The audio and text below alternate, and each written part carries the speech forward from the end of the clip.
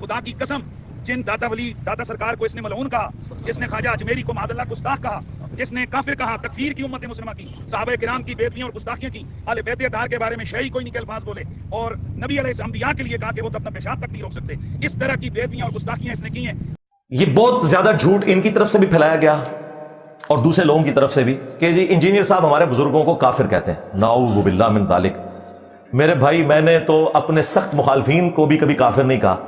میرے علاوہ پلانٹ ارتھ پہ کوئی ایک بندہ مجھے نان بریلوی دکھائے ڈومیننٹ جو احمد بریلوی صاحب کو اعلی حضرت کہتا ہو۔ مولانا اشرف علی تھانوی صاحب کہتا ہوں میں، رسپیکٹیبل لفظ ہے، نبی الاسلام کے لیے، وما صاحبکم بمجنون، یہ اتنا رسپیکٹیبل ورڈ ہے۔ یہ کہتے ہیں بزرگوں کو کافر کہتا ہے، بس ایویں جھوٹا پروپیگنڈا کرنا ہے۔ ہاں، میں عبارات کو کفریہ کہتا ہوں، یا پھر کہتا ہوں کہ جو ان عبارتوں کو صحیح مانیں گے ان کے اوپر کفر لوٹے گا۔ رہا بزرگوں کا معاملہ تو مر کے اللہ کے پاس جا چکے ہیں، ہمیں نہیں پتا، ہمارے سامنے موجود نہیں ہے۔ ہو سکتا ہے کہ ان کی طرف غلط بات منسوب ہو گئی ہو، یا انہوں نے مرنے سے پہلے اپنے اس کفر سے توبہ کر لی ہو۔ ہاں، ہمارے سامنے کوئی کرے گا اس پہ ہم فتویٰ لگائیں گے۔ اور یہ سیم بات مفتی حنیف قریشی صاحب نے ویڈیو میں کہی ہوئی ہے کہ انجینئر صاحب جو بزرگوں کی کفریات ہائی لائٹ کر رہے ہیں نا، تو یہ بزرگ تو مر چکے ہیں۔ اگر یہ بزرگ زندہ ہوتے، ہم ان سے پوچھتے کہ کیا تم نے یہ چشتی رسول اللہ پڑھوایا ہے، اور اگر وہ اپنی بات پہ ڈٹے رہتے تو ہم ان پہ کفر کا فتویٰ دیتے۔ یہ خود مفتی حنیف قریشی صاحب نے کہا کہ ہم بھی انہیں کافر کہتے ہیں۔ تو مفتی صاحب، آپ نے تو ہمارا مقدمہ مان لیا۔ اب ہمارے پاس ہوتے، ہمارے زمانے میں وہ ہوتے تو ہم ان سے جا کر پوچھتے جی آپ نے یہ لکھا ہے؟ اگر وہ کہتے لکھا ہے، پھر ہم کہتے یہ غلط لکھا ہے، اور اگر وہ نہ مانتے تو ہم فتویٰ دے دیتے۔ ہم بھی یہی کہہ رہے ہیں، ہم بزرگوں کو نہیں، ان کی عبارات کو کہہ رہے ہیں۔ اب یہ بھاگنے کا راستہ، وہ جی بزرگوں کی کتابیں بدل گئی ہیں۔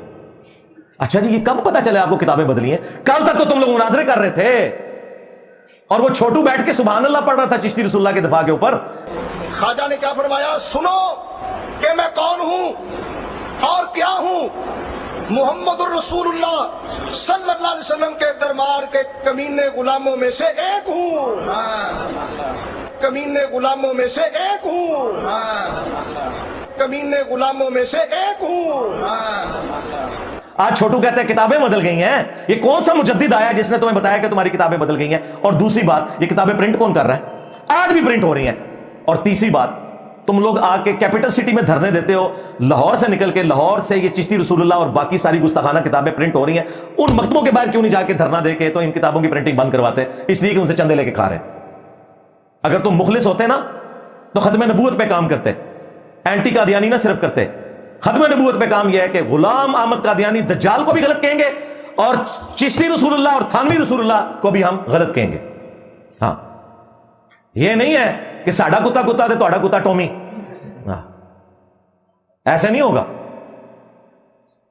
جی۔ کتابیں بدل گئی ہیں۔ اچھا، کون سا مجدد ہے جس نے بتایا کتابیں بدل گئی ہیں؟ تم لوگ تو مناظرے کر رہے تھے، اور وہ یوٹیوب کے اوپر اپلوڈ ہے، وہ گن پوائنٹ پہ مناظرے نہیں ہوئے، تو صرف بھاگنے کا راستہ ہے۔ ان کو پتا ہے کہ کام ڈل گیا ہمارے ساتھ، ہم نے جو ہتھیار رکھا ہوا تھا اپنے مخالفین کے لیے وہ ہمارے اوپر ہی چل گیا۔